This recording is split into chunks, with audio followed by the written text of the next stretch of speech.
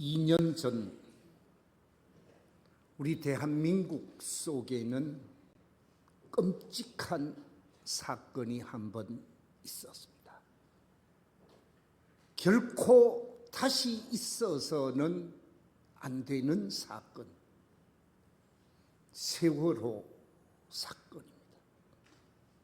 사진을 하나 보여드리겠습니다. 저 사진은 바닷속에 침몰되어졌던 세월호를 오랜 시간 후에 다시 골리앗 크레인으로 바닷속에서 끌어올린 사진입니다. 저 세월호가 뜻하지 않게 침몰되었습니다. 저 세월호 속에 탔던 사람이 전체 몇 명이었는가? 476명이 승선했었습니다. 이 476명 가운데 구조된 사람은 172명, 그리고 하루아침에 차가운 시선이 되어진 사람이 304명이었습니다. 이 304명 가운데 학생 243명이 세상을 떠났습니다. 세상을 떠났을 때의 나이가 17, 18살이었습니다.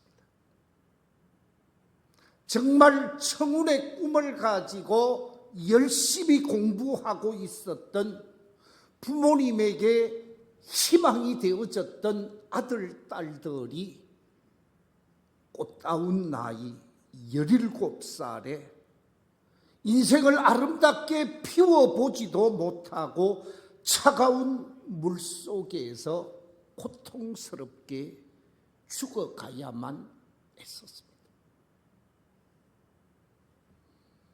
243명의 학생들뿐만 아니라 그때 한갑을 맞이하고 회갑이 되어져서 친구 10몇 사람이 함께 회갑 여행을 제주도로 떠났던 팀이 있었습니다. 회갑을 축하하기 위해 자녀들이 보내주는 이 효도 여행이 죽음의 여행이 되리라고는 아무도 생각을 하지 못했습니다. 이 세월호 사건으로 인해서 생명을 잃고 세상을 떠난 사람 가운데 모든 사람의 죽음이 안타까운 죽음이지만 그 가운데 전수영 선생님이라는 처녀 선생님이 세상을 떠났지요. 열심히 대학에서 공부했다고 합니다. 대학 4년 동안 놀지 아니하고 지금부터 12년 전 임용고시가 너무나 힘들었습니다. 정말 바늘귀에 들어가다시피 임용되기가 힘들었는데 열심히 공부해서 교원 임용이 되어졌고 3월 달에 첫 발령을 받은 학교가 안산에 있는 단원 고등학교였습니다. 첫 부임지라 아이들하고 아주 가깝게 학생들을 지도하고 학생들을 친구처럼 언니처럼 오빠처럼 열심히 학생들을 가르치면서 수학 여행을 가게 되어졌는데 뜻하지 않게 죽음에 삼킨 바 되고 말았습니다. 이처럼 476명 가운데 구조된 사람 172명을 제외하고 304명이 세상을 떠나게 되어지는 이 비극적인 사건, 이런 사건이 우리에게는 다시는 일어나지 말아야만 하는 사건이죠. 그런데 이 세월호 사건처럼 올해도 뜻하지 않게 다리가 쏟아지면서 죽은 사람이 있습니다. 폭발하면서 여러 사람이 죽은 사람도 있습니다. 전혀 예상치 아니하게 죽음을 맞이한 사람들이 많이 있다라는 것이죠. 죽음이 내게 다가왔을 때, 예상치 못한 죽음, 뜻하지 않는 죽음이 내게 다가왔을 때, 나는 그 죽음 앞에서 자유할 수 있는가? 죽음이 내게 엄습해 왔을 때 나는 죽음의 문을 활짝 열고 구원의 길, 영생의 길을 걸어갈 수 있다고 자신 있게 말할 수 있는가? 우리 스스로에게 한번 질문해 보시면 좋을 것 같습니다. 이 세상 속에 살다가 육신적인 측면에 있어서 뜻하지 않는 죽음을 맞이하는 것도 비극적인 죽음이요, 참담한 죽음이라고 말할 수 있겠지만, 정말 비극적인 죽음은 어떤 죽음일까? 정말 비참한 죽음은 어떤 죽음일까? 우리 함께 히브리서 9장 27절 말씀 같이 한번 읽어보겠습니다. 시작. 한 번 죽는 것은 사람에게 정해진 것이요, 그 후에는 뭐가 있다고요? 심판이 있으리니. 그랬습니다. 죽음의 문을 열고 그 죽음 속에서 심판을 당하는 죽음이라고 한다면, 저주를 당하는 죽음이라고 한다면, 그 죽음이 얼마나 비참한 죽음이겠느냐 하는 이야기입니다. 얼마나 비극적이고 처참한 죽음일까? 우리 그리스도인들은 죽음을 겁내지 아니하고 죽음 넘어 영원한 하늘나라를 소망하면서 영생을 얻은 자로서 오늘을 살아갈 수 있는 믿음의 사람들이 되시기를 주의 이름으로 축원합니다. 그렇습니다. 우리 인간에게 있어서 절망적 비극과 슬픈 불행은 육신적으로 세상에서 죽는 것이 아니라 죽음 이후에 불행을 당하고 비극을 경험하고 절망을 경험할 수밖에 없는 심판과 저주의 대상이 되어지는 것이지. 우리 주님의 심판대 앞에 서서 구원받을 수 없다면, 영원히 저주를 받고 영벌을 받게 된다면 그 사람의 죽음은 정말 불쌍한 죽음이요, 불행한 죽음이요, 그 영혼은 불쌍한 영혼이요, 비참한 인생이라고 말하지 아니할 수가 없을 것입니다.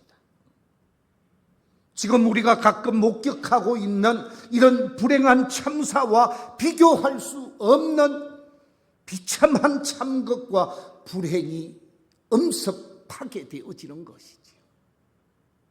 오늘 본문 속에 보면 감옥을 지키는 한 간수가 자신이 감옥을 지키다가 전혀 예상치 못한 사건을 경험하게 되어집니다. 지진이 나게 되어지고 옥문이 활짝 열리게 되어지고 활짝 열린 그 옥문을 통해서 모든 죄수들이 도망을 칠 수 있는 상황이 전개되어집니다. 그런데 이 간수는 감옥문을 지키다가 자고 있었던 것 같습니다.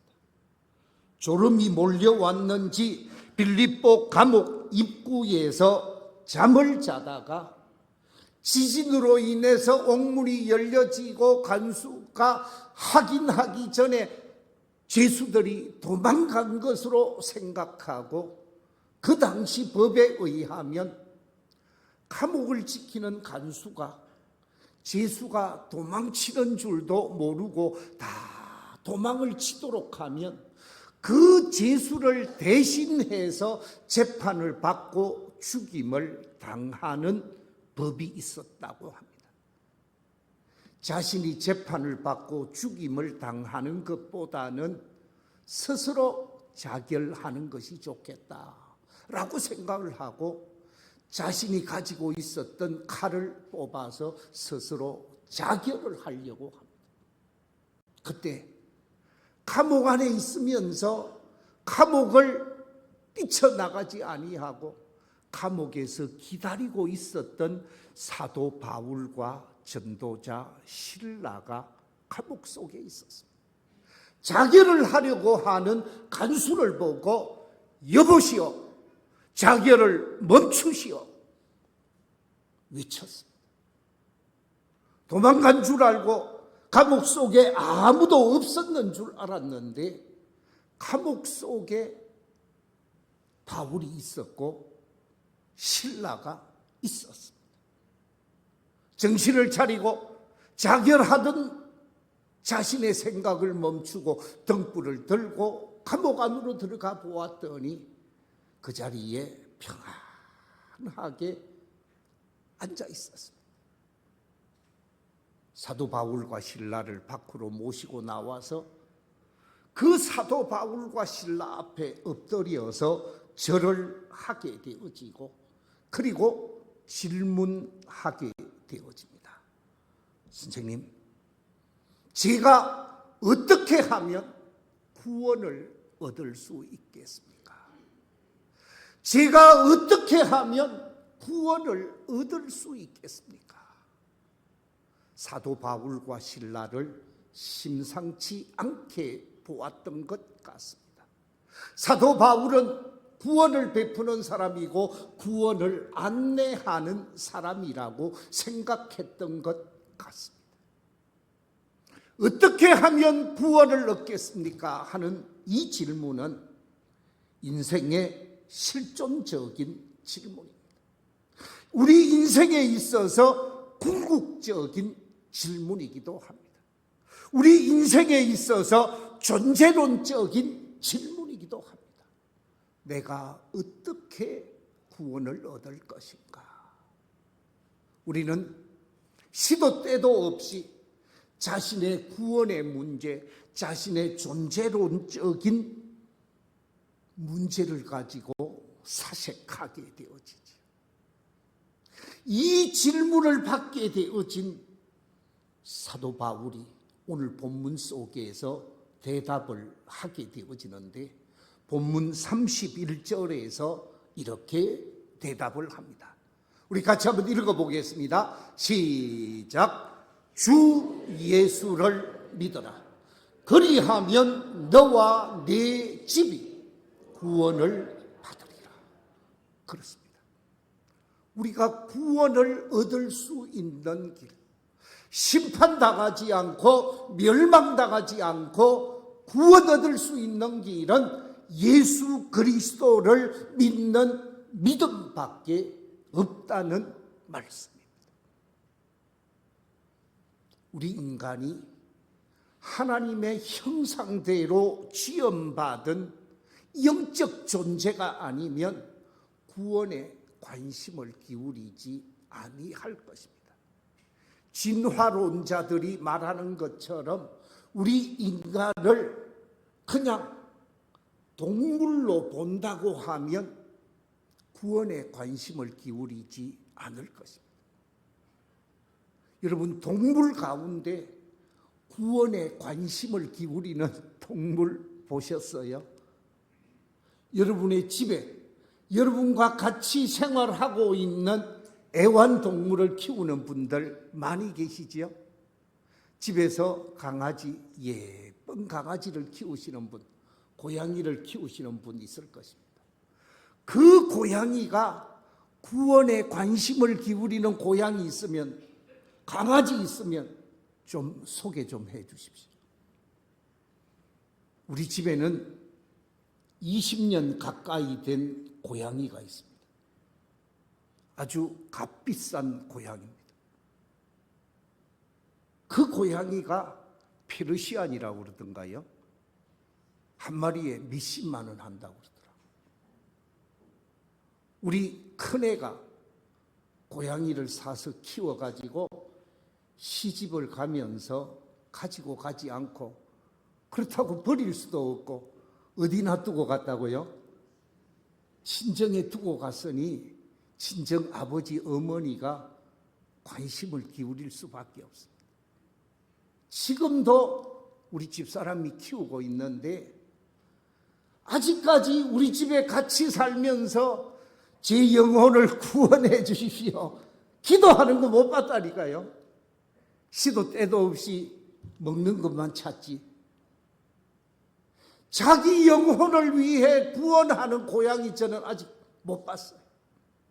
그 어떤 동물도 자신의 구원을 위해 관심을 기울이고 자신의 죽음 이후를 위해 관심을 기울이는 동물 못 봤습니다. 오직 하나님의 형상을 닮은 인간만이, 영적 존재인 인간만이 구원에 관해 관심을 기울이게 되어지는데, 하나님께서는 우리 인간이 구원받는 길은 예수 그리스도를 믿는 믿음밖에 없다라는 것입니다. 우리 함께 사도행전 4장 12절 말씀 같이 한번 읽어보겠습니다. 시작. 다른 이로서는 구원을 받을 수 없나니 천하 사람 중에 구원을 받을 만한 다른 이름을 우리에게 주신 일이 없습니다. 그렇습니다. 예수 그리스도라고 하는 이름 외에 그 어떤 이름도 우리 인간을 구원할 수 있는 구원자가 없다라는 말씀입니다. 예수 그리스도만이 유일한 구원자요 메시아라는 말씀입니다. 여기서 우리가 이런 질문을 할 수가 있습니다. 왜 하필 예수님만을 믿어야 합니까? 왜 예수님만을 믿어야 구원을 받는 것입니까? 이 세상 속에 많은 성현들이 없잖아 있습니다. 예컨대 중국이 낳은 공자 선생님 같은 분, 인도가 낳은 스가모니 같은 분, 그리스가 낳은 소크라테스 같은 사람, 플라톤 같은 사람, 이 세상 속에는 훌륭한 성현들이 많이 있습니다. 그런데 그 성현들은 우리에게 귀한 가르침은 주었지만 구원자는 아니다라는 말씀입니다. 예수 그리스도만이 유일한 인류의 구원자요 인류의 메시아라는 것입니다. 왜?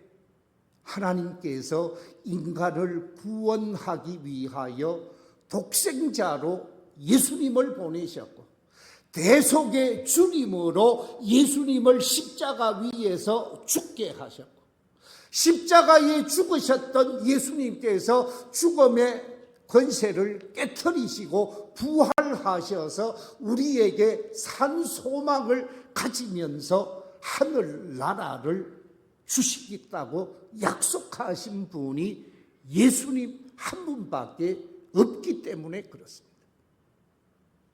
하나님의 말씀인 성경은 예수님이 구원자이심을 이렇게 증언하고 있습니다. 우리 함께 요한복음 3장 16절 말씀 같이 한번 읽어보겠습니다. 시작. 하나님이 세상을 이처럼 사랑하사 독생자를 주셨으니 이는 그를 믿는 자마다 멸망하지 않고 영생을 얻게 하려 하심이라. 하나님께서 독생자로 구원자로 예수님을 이 땅에 보내주셨고 그를 믿는 자마다 뭐 하지 않겠다고요? 멸망하지 않고 영생을 얻게 하겠다. 하나님의 약속입니다. 하나님께서 약속하시기를 독생자 예수 그리스도를 믿는 사람은 멸망당하지 않고 영생을 얻게 되어지는 것이니 예수를 믿어야 구원을 얻고 예수를 믿어야 영생을 얻게 되어진다는 말씀입니다. 우리가 잘 알고 있는 말씀 요한복음 5장 24절에 보면 이렇게 말씀하고 있습니다. 내가 진실로 진실로 너희에게 이르노니 내 말을 뭐하고 듣고 또 나 보내신 이를 뭐하는 자는 믿는 자는 영생을 얻었고 심판에 이르지 아니하나니 사망에서 어디로? 생명으로 옮겼느니라. 여러분, 구원이 무엇입니까? 구원이라고 하는 말은 자리를 옮겼다라는 뜻입니다. 다시 말해서 사망의 자리에서 생명의 자리로, 멸망의 자리에서 영생의 자리로 자리를 옮긴 것을 구원이라고 말합니다.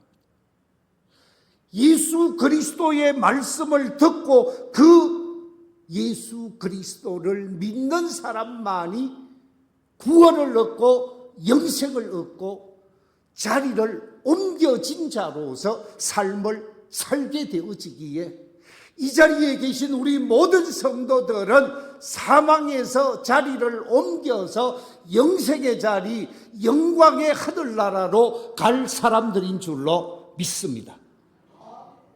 아멘. 그렇습니다. 이 확실한 믿음으로 예수 그리스도를 믿는 믿음의 사람이 되시기를 주의 이름으로 축원합니다. 우리가 예수 그리스도를 믿지 아니하면 구원을 받을 수가 없습니다.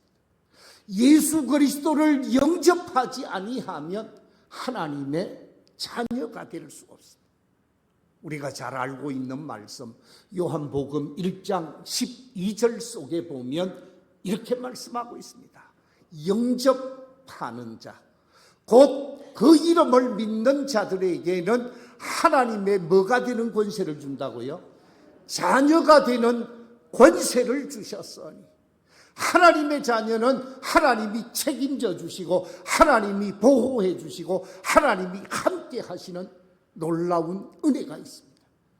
바라옵기는 예수 그리스도를 온전히 내 마음 중심에 모셔드리고 살면서 하나님의 자녀로 하나님이 책임지는 믿음의 사람들이 되시기를 주의 이름으로 축원합니다.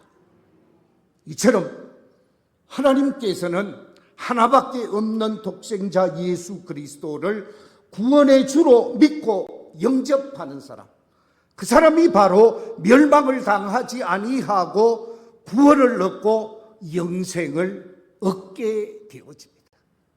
예수 그리스도를 온전히 나의 주, 나의 하나님으로 내 마음 중심에 모시고 살면서 영생의 사람, 구원의 사람으로 지금 이 시대를 살아가는 하나님의 사람들이 되시기를 주의 이름으로 축원합니다.